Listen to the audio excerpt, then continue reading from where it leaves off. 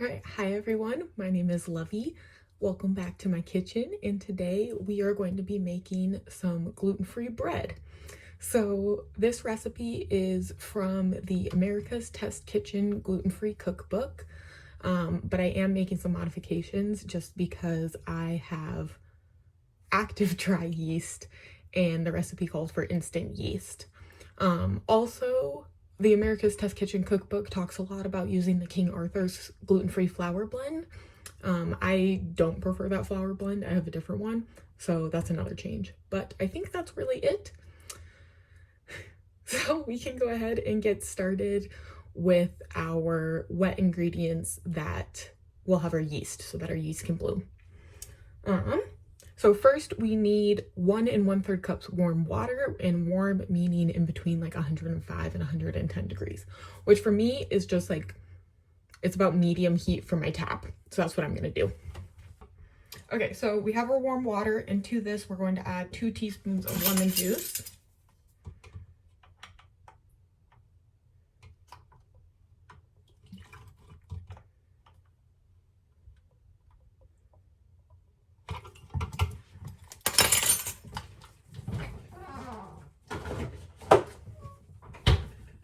Then we need 1 whole egg and 1 egg yolk. So this is just an egg white from the last time I made this recipe. So we're gonna start by separating our eggs, because that way if you mess up, you can kind of recover. So first we want 1 egg yolk. We're keeping the egg yolk, separating out the egg white.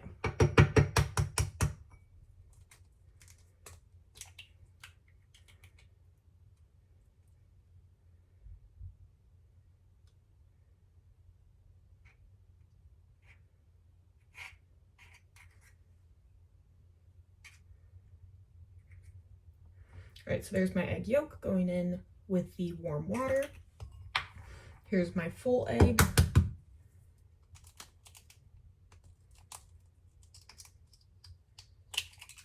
In the water. I'm gonna go throw this in the trash. Okay, so my egg whites are going back in the fridge, and egg whites can stay in the fridge for a really long time before they go bad. One thing is I do try to write how many egg whites are in a container. So I have a wet erase marker, and I'm just gonna write 2 egg whites.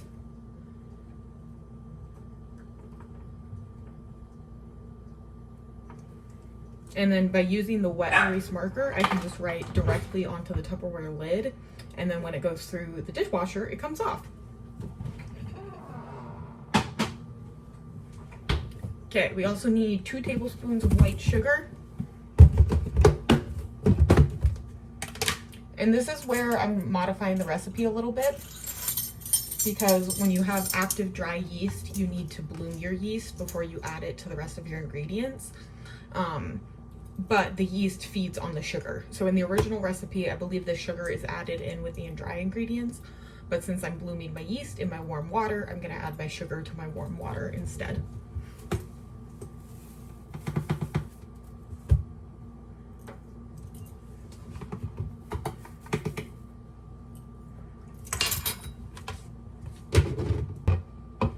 So I'm just gonna whisk to combine my egg yolks and my sugar and kind of dissolve that in the water. And my dog is barking.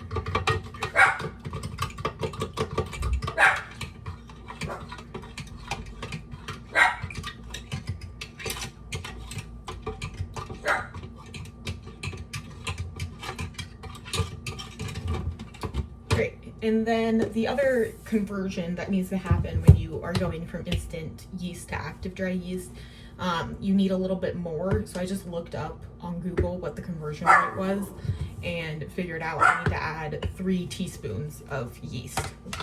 I am going to grab a clean teaspoon measure because my other one has lemon juice on it, and I don't want to put liquid into my giant container of yeast. There's 1, 2, 3.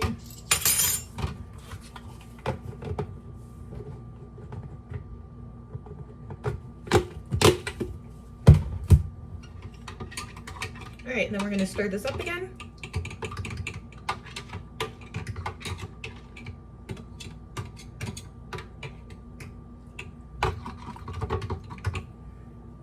Gonna get my yeast off of the handle of my fork so that it's in the liquid. And then we're gonna let this mixture sit for about 10 minutes. Set my little timer. So we're gonna move on to our dry ingredients. We're gonna need a food scale for this.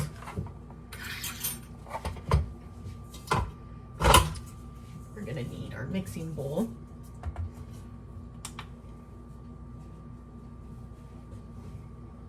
Cool, we're already on ounces.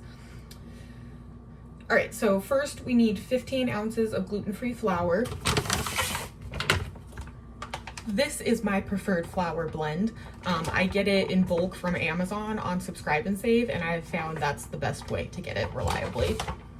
And this Tupperware is the same thing. I just want to use, I try to do like first in, first out. So since this flour is older and that package hasn't been opened yet, I'm gonna use all of this and then open up another package.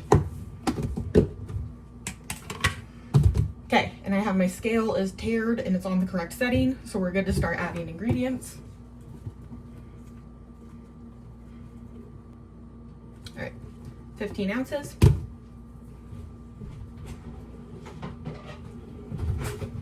And then let's go ahead and refill my flour container since we're here. So this package does have a zipper at the top, so you can like reseal it. I just find it messy, so I like to put it in the Tupperware. But when I'm pouring from this container to my Tupperware, I go ahead and cut the zipper off, and then that way it doesn't like fling little flour particles everywhere.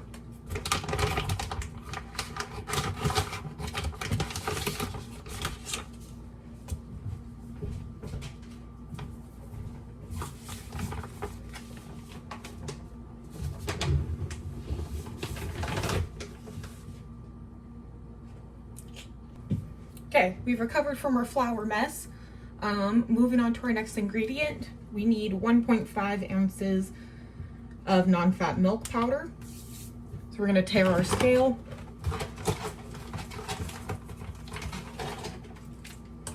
Non-fat milk powder.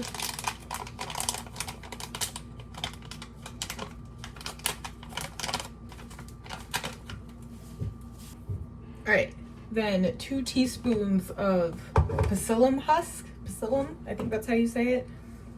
It's this. I got this off of either Amazon or Walmart. It's not super hard to find, but this is definitely something that if you're doing a lot of gluten-free baking, a lot of recipes do call for this. And we need 2 teaspoons. I'm gonna make sure I grab my dry teaspoon again because I don't want to contaminate this with a bunch of moisture. 1, 2.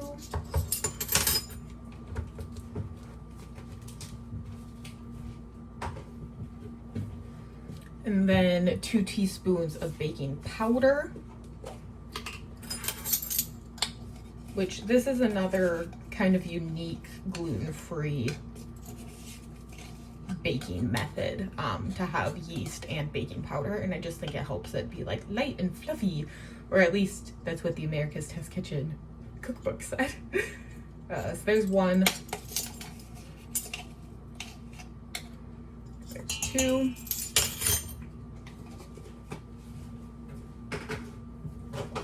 Okay, then we want a teaspoon of salt.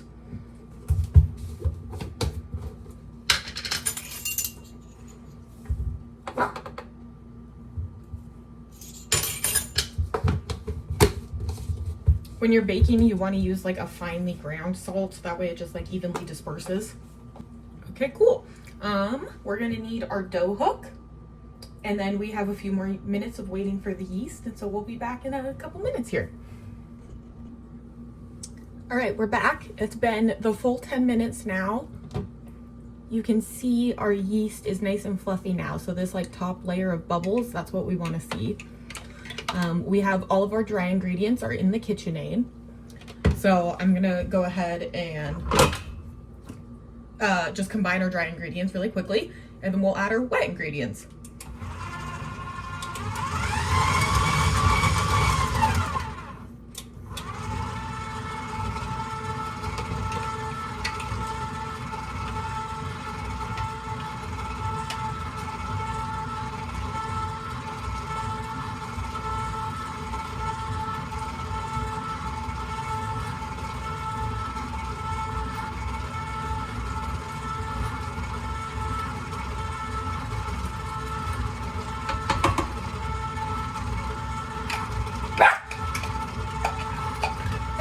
You don't need to bark.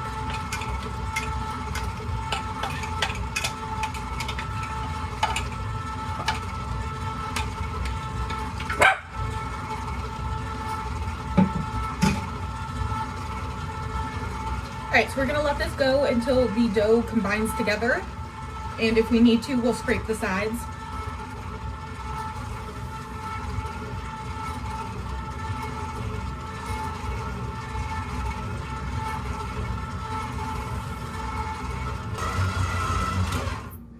Okay, so now the wet and dry ingredients are combined. All of the dry ingredients are incorporated and the dough is coming away from the sides of the bowl and it's all kind of in like one mass around the dough hook. So now at this point, we're going to add 6 tablespoons of room temperature butter, a tablespoon at a time, or a little bit at a time. And then we're kneading for 6 minutes. So I'm gonna go ahead and turn the mixer back on, start my timer for 6 minutes, and then slowly add my butter chunk by chunk.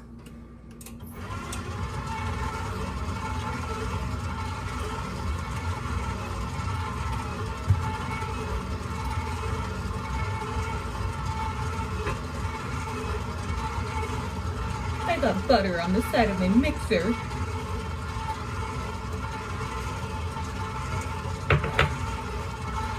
Okay, my butter just got stuck to the side of the bowl, so one moment. Smush that into the center.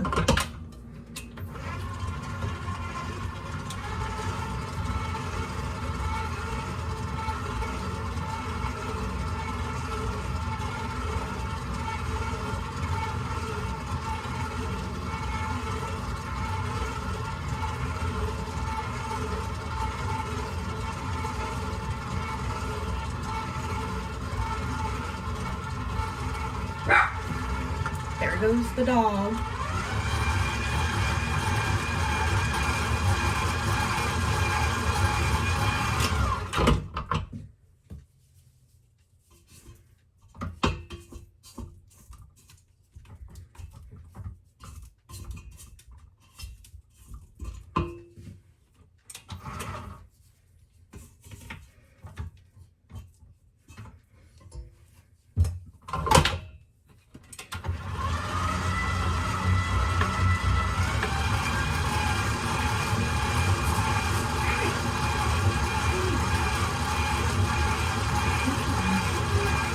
This is Mr. Mac.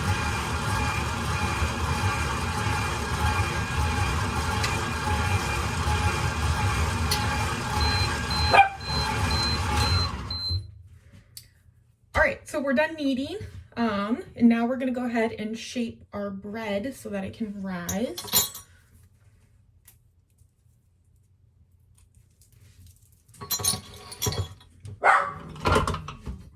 The dog really wants attention, so bear with him. All right, so this is what we're looking like.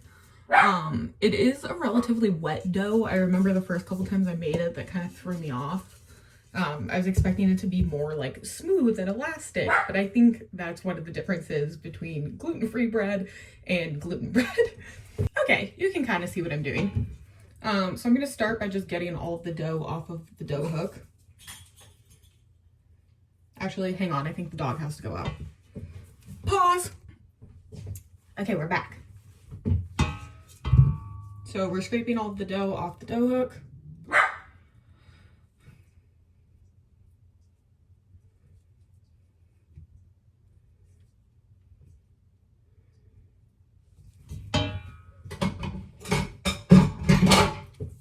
Before I get my hands all gross, I want to grab my baking dishes and prep them.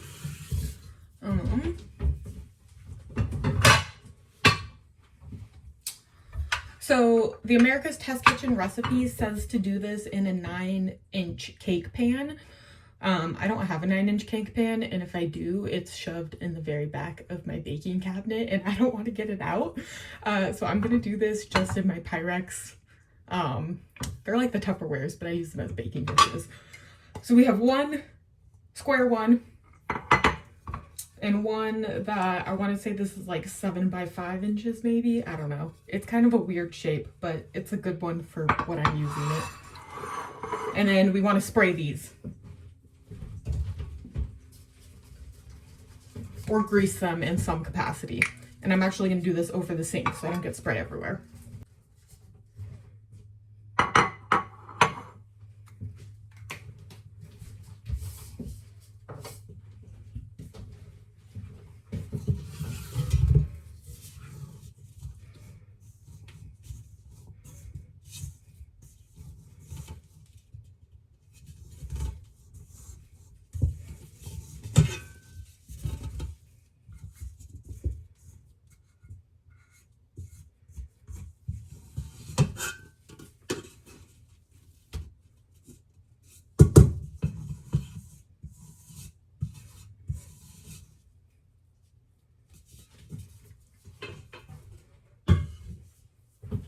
All right, so we're going for 8 evenly shaped balls. So I want rolls. And see what I mean about this being really sticky? Don't add more flour. I've done that before and it just makes it like really dense and kind of gross.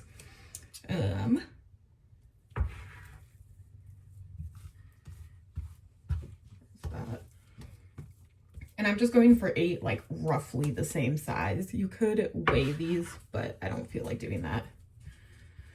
So I'm just breaking them in half. And then we'll go from there. Okay. Sticky.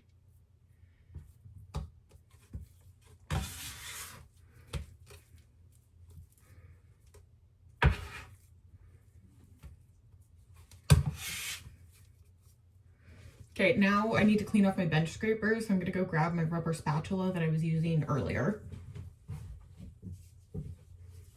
And we're gonna scrape. That one looks a little bit small. And this guy looks a little bit small. Just leave that one here.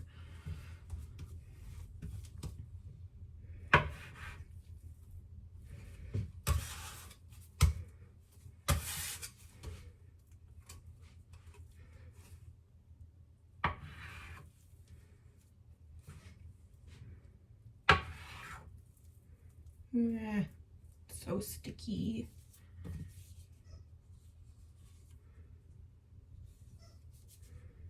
Let's see, that one looks smallish. So we'll go grab. Oh my goodness, this is so sticky. I don't know that it was this sticky the last time I made them.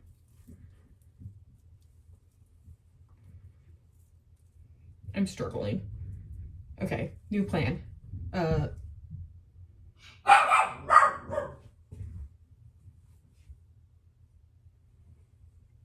My husband might be, no, okay, that sounds like my neighbor, not my husband. Okay, new plan, grab your bench scraper.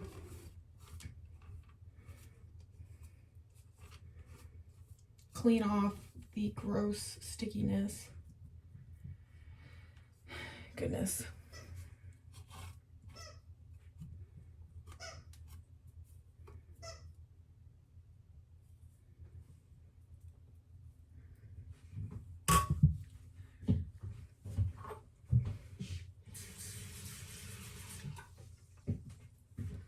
Okay, I have a little bowl of cold water. We're gonna see if that helps.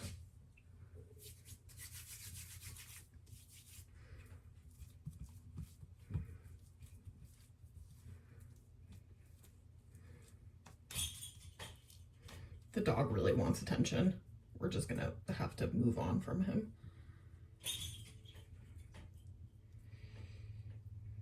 Oh my God, I don't think.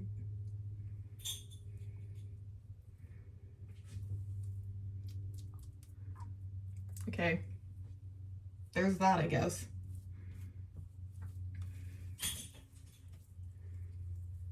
Mac, you need to have good manners.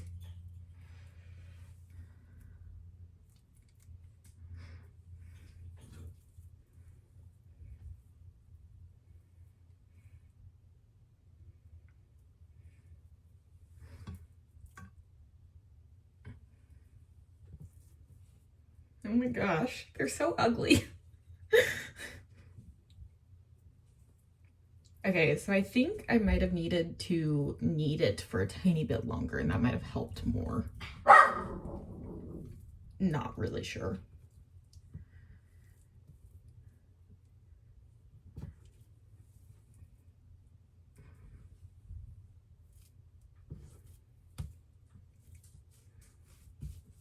But if kneading helps, then I feel like, no, you know what? Abort, abort, abort, Control Z. Okay, here's my hands. This is a freaking sensory nightmare.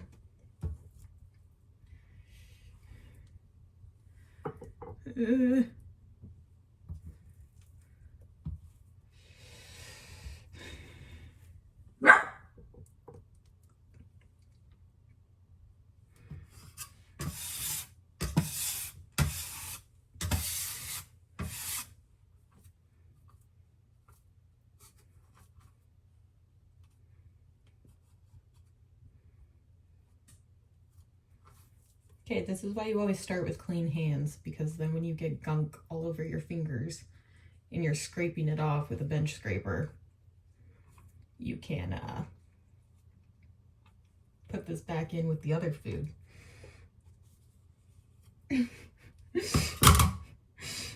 That's lovely. All right, I'm gonna wash my hands now.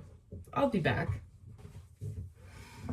All right, so our dough balls are not super smooth. So I think to try to kind of save them, actually first, let's get rid of these. I'm gonna take my kind of wet fingertips and pat them down. Okay, yeah, that's working pretty well. I just don't want any like spiky bits poking out because those will burn first. So where there's the kind of like shaggy parts, we're just gonna pat that in. It'll be fine.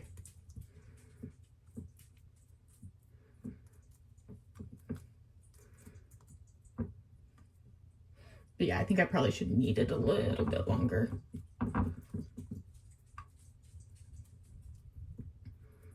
But normally you need to develop gluten, and that's what you're doing when you're sitting there like kneading.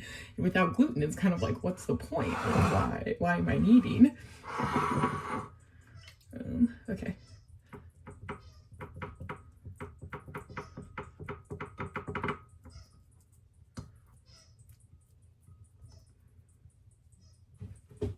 Okay, that looks a bit better. So they're more round and smooth rather than spiky and shaggy. I mean, they're still a little bit shaggy, but I think they're better than they were. Okay, so these need to rise in a a warm place for about an hour or until they're doubled in size. So what I'm gonna do is actually turn my oven on now, since it's kind of cold in my apartment, and then they can rise on top of my warm oven. And then the other thing I'll do when I stop filming is I'll take a picture of them, and that way I can like visually compare and make sure that they've risen enough. Just because I've noticed with gluten-free food, sometimes you do have to let it rise longer than the recipe says. So yeah, I'm gonna turn my oven on to 375 and then cover these with plastic wrap and let them rise for an hour. All right, hello everyone, welcome back. It has been an hour and our bread is looking very good. It's definitely doubled in size, if not more. And honestly, it doesn't look too bad despite the fact that it was really, really hard to shape them. I think it's recovered and it looks pretty much the same as when I made this last week. I think it was last week I made them. So we're gonna go ahead and do an egg wash. This one looks a little bit janky because they're not as cute, but that's fine. Get out of here. All right, so egg wash is literally just an egg and a little bit of water, and then we brush it on top.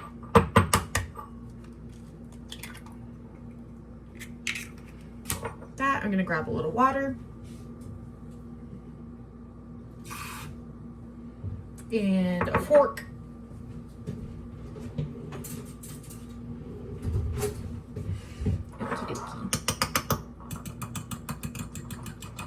I have forgotten to do the egg wash before, and it is not great.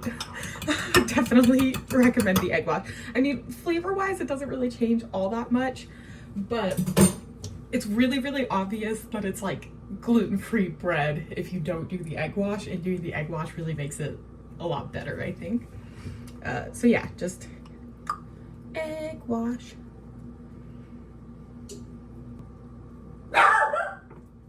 There There's the dog. He likes to feel included. He's just helping. Alright, you probably can't really tell the difference, but there's the egg wash. I'm gonna put these in the oven for 35 minutes to start, and then we'll go from there and see what happens. So yeah, I'll be back. Hey, good morning, everyone. I did not film the bread coming out of the oven last night because my husband got home and I was talking to him and enjoying his company. So instead, we will be toasting this and making it into breakfast. So I'm gonna put this in the toaster and I'll be right back. All right, so I have my toasted bread here. It is nice and toasty and delicious, and it smells really, really good. And then I really, really like to have butter, salt, and honey on it, so that's what we're gonna do. So we're doing a generous knob of butter here.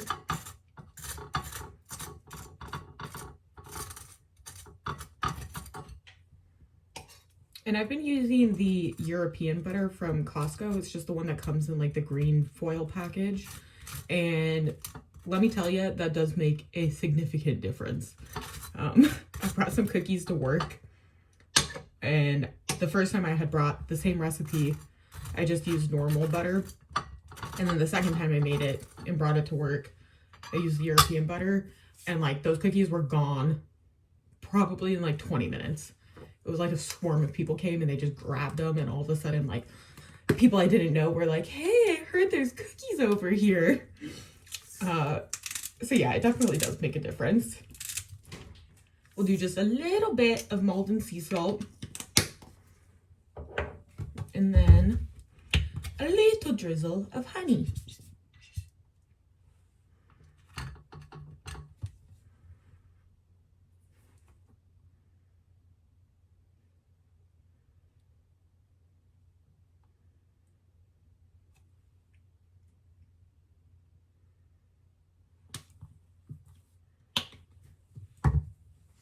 Hair sticking to me.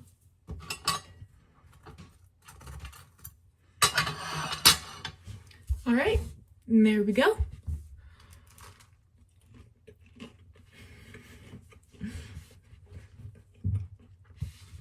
Yeah, this turned out really good.